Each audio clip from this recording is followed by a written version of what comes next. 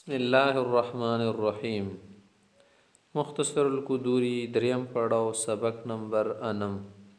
کتاب المعاقل دیزن مصنف علیه الرحمه دی معاقل ولا مسائل تخای دیت ولا مختلف شکلونه صورتونه مصنف سے بین کړیو دی زین تنور وضاحت کړي. د دیت په کوم خلکو باندې رسی عقل او تل شي معقله او تل شي معقوله هم تل شي. معاقل دی معقله جمع ده یا دی معقوله جمع ده. دیتا معاقل او معقلین ذکیل شي چې دا سره دی قتل نه ادروي او دا دی چې په کوم خلکو باندې رضی کنه مغه خلکو ته معاقل نیل شي عاقلان وتی. الدیه بشبه العمد والخطأ چې د دیت کوم د شبه عمد کې د خطا کې ده کنه. وکل دیت وجبت بنفس القتل على العاقله او هغه دیت صدی قتل دی واجب نه پاکلا او بنی واجب شي د تخایس کې مختخاید تا والعاقله د عاقله یل چاته شي دي کې مصنف صاحب دا وضاحت کوي. اهل الدیوان خال دي څه دی اول نمونه په دیوان او دفتر کې لیکل شي. ان کان القاتل من اهل الدیوان کدا قاتل د اهل دیوان نوی یوخذ من عطایاهم دیغه تنخاګان او عطیان بدل دیت ترجمه کول شي رخصتل وشي په 3 سنین درو کالو کې بدا شي پر کول شي. فإن خرجت العطايا في أكثر من 3 سنين أو أقل أخذ منها. کدا عطايا تنخواګان وغیرہ په درو کالونه زیات کی یا کم کی رواتی نو بیا بونه رخصتل شي. لکه کوم حکومتي کسان وي هغه ته اهل دیوان ال شټول دیو فیلډ ولې. ومن لم يكن من اهل الديوان كسب بد اهل الديوان نوي فعاقلته قبيلته دیغه ولا عاقله بدیغه ولا قابله زګر چې دی اصلي نصرت دیغه قبيله په واجب بندي ده. تقسط عليهم في 3 سنين درو کالو کې غونه د اخستل شي قسط شکل کې فاقساط شکل کې بتنا اخلي. لا يزاد الواحد على 4 دراهم في كل سنه اره وکسنه مسالور درهم خستل شي او په کال کې به یو درهم په کل سنه درهم و دانقان یو درهم او 2 دانقه وينقص منها یا بدینه کمول شي.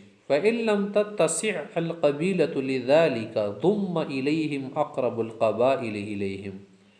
کبه د خپل قبيله دومره وسیع نه وا او د توانی پر نشو لنډولې نه په دې شکل کې به دي د لپاره مسله او طریقه داده چې کوم دي ته نګدي قبيلاوي ماغه وسره هم ملو کړلې شي دیغونه به هم پکې روپۍ کولې شي جمع کولې شي.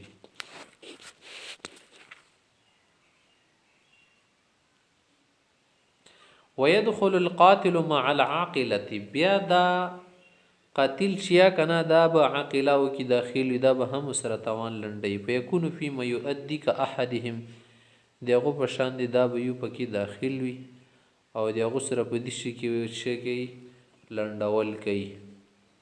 خدا خو دی آزاد سړی مسله ده کایو کس وی آزاد نه وي دیغه څه مسله ده. وعاقله المعتق دی معتق لكم قبيله د قبيله مولاه کومه قبيله دي مولا ده کنه ماغه کې به کوم کسان څومره دي ټول به ملويږي وسره دي ولا توانو بیا لنډي.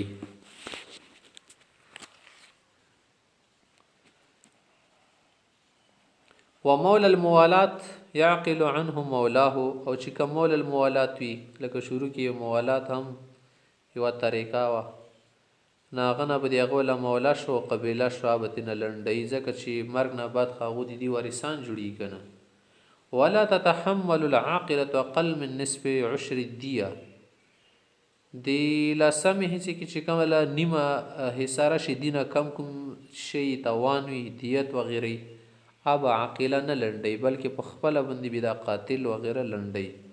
وتتحمل نصف العشر په صاعدا نیم عشر یا دینه پاسه چې کم توانی د بیا عقیله لنډي سره مختی چې وما نقص من ذالک کدین کوم شی کم شي په هو فی مال الجانی دی هغه ولا توانو بیا جانی لنډي چې کم سړي جنایت کړه ده ولا تعقل العاقله جنایت العبد څلور قسم شیان چې د عقیله نه لنډي یو عمدن شي بل غلامی کړي توان یا په صلح شي یا جانی په خپل باندې اعتراف کړی دی جرم د شیانو بیا عقیله نه لنډي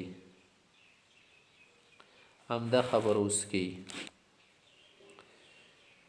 ولا تعقل الجنايه التي ولا تعقل العاقله جنايه العبد